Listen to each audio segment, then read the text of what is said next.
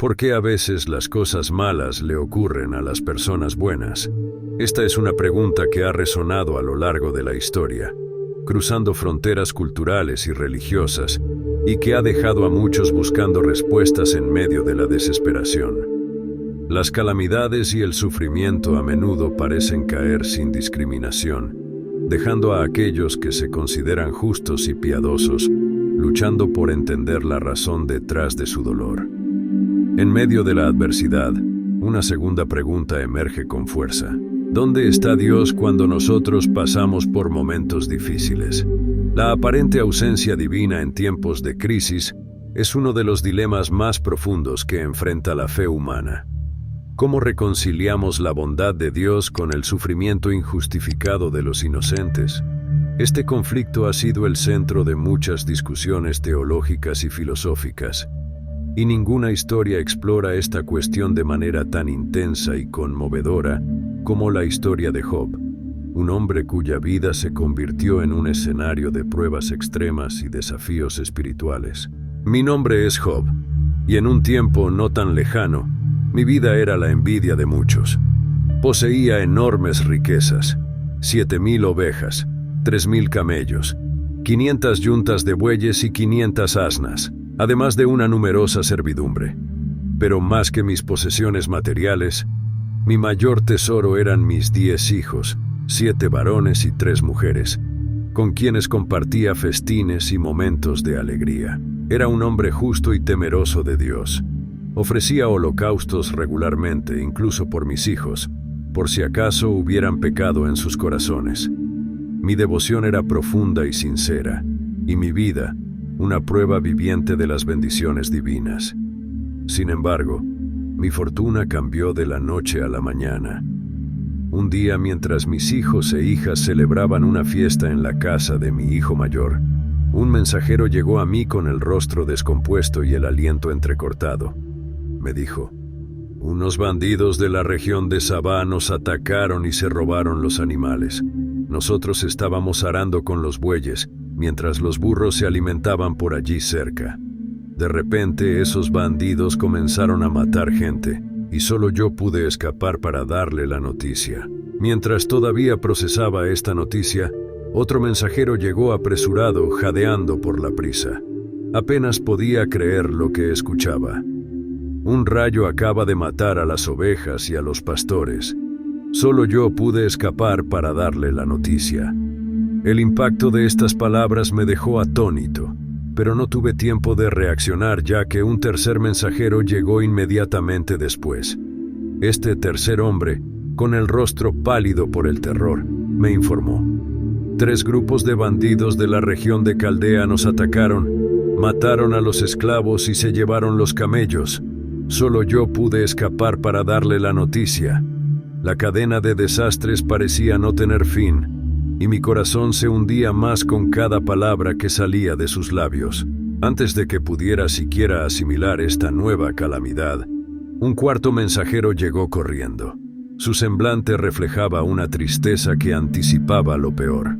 Con voz entrecortada y los ojos llenos de lágrimas me dijo: «Todos sus hijos estaban celebrando una fiesta en casa de su hijo mayor.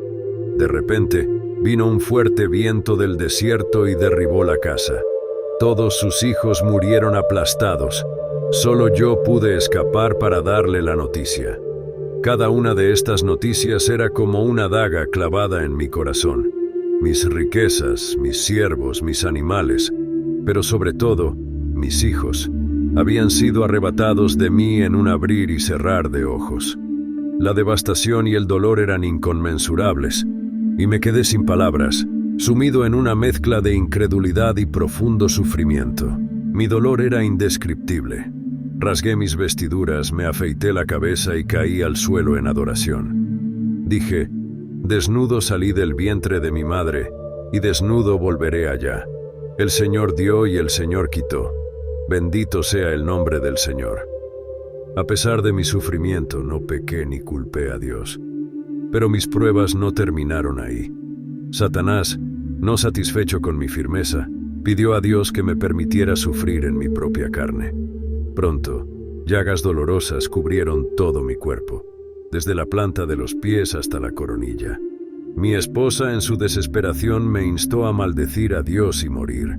Pero yo respondí: ¿aceptaremos el bien de Dios y no aceptaremos el mal? Cuando mi esposa, consumida por el dolor y la desesperación, me pidió que maldijera a Dios y muriera, sentí un golpe en mi alma. Comprendí su angustia, pero sus palabras me llenaron de tristeza y desconcierto. Sabía que en ese momento, más que nunca, nuestra fe estaba siendo puesta a prueba.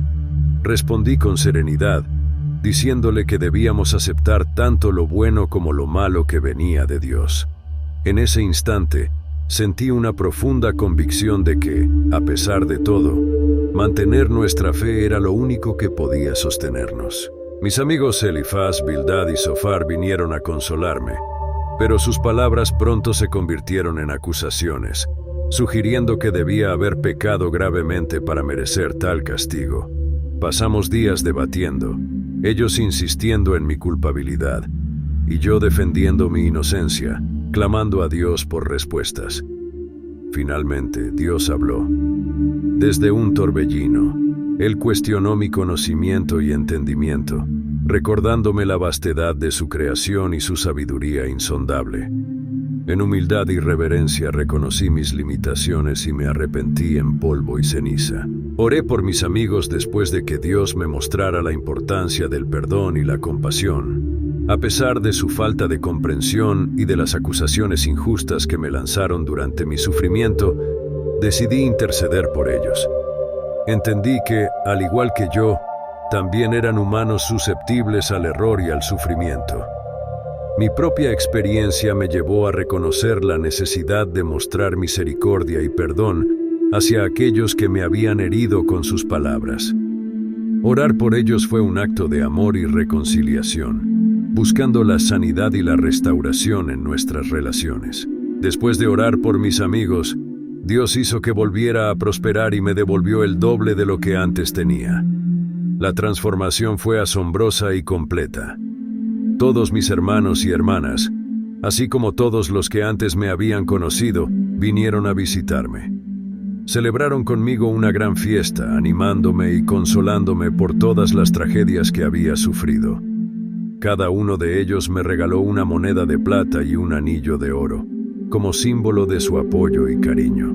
En los últimos años de mi vida, recibí de Dios más bendiciones que en los primeros. Mis posesiones aumentaron de manera extraordinaria. Tuve 14,000 ovejas, 6,000 camellos, 2,000 bueyes y 1,000 burras. Además, Dios me bendijo con 14 hijos y 3 hijas. A la primera de mis hijas la llamé Paloma, a la segunda Jazmín y a la tercera Azucena. Estas 3 hijas eran las mujeres más hermosas del país, y tanto a ellas como a sus hermanos les dejé una herencia, asegurándome de que todos mis hijos estuvieran bien provistos y cuidados. Mi vida, que había estado marcada por el dolor y la pérdida, se transformó en un testimonio de la restauración y las bendiciones de Dios. Cada día de esos años finales fue un recordatorio de la gracia y la bondad divina, y una oportunidad para disfrutar de la familia y la prosperidad que se me habían devuelto. La historia de Job nos ofrece múltiples lecciones valiosas. En primer lugar, nos recuerda que la vida puede ser impredecible y que el sufrimiento puede llegar a cualquiera, sin importar cuán justo o piadoso sea. Job era un hombre recto, pero aún así enfrentó pruebas extremas, lo que nos enseña que la adversidad no siempre es un castigo divino, sino a veces un misterio de la vida humana. La paciencia y la fe de Job son ejemplos extraordinarios de resiliencia. A pesar de perder todo lo que amaba y sufrir terribles dolores, nunca perdió su fe en Dios. Esto nos invita a reflexionar sobre nuestra propia capacidad de soportar dificultades y mantener nuestra fe y esperanza intactas. En momentos de sufrimiento, es común cuestionar la justicia y la bondad de la vida, pero la historia de Job nos muestra que la verdadera fe se mantiene firme incluso en las peores tempestades. Asimismo, esta historia nos enseña la importancia de abstenernos de juzgar o criticar a aquellos que están pasando por momentos difíciles en sus vidas. Los amigos de Job, al atribuir su sufrimiento a un castigo por pecados ocultos, cometieron un error grave. Esta parte de la historia nos advierte sobre la tendencia humana a buscar explicaciones simplistas para el sufrimiento de los demás, y nos recuerda que no siempre conocemos toda la situación.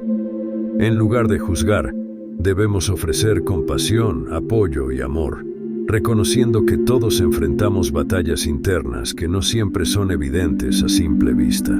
La restauración de Job subraya la esperanza y la redención. Aunque sufrió tremendamente, su historia no termina en tragedia, sino en restauración y bendición. Esto nos anima a mantener la esperanza incluso en los momentos más oscuros, confiando en que la vida puede tener giros inesperados y que la justicia y la bondad pueden prevalecer al final.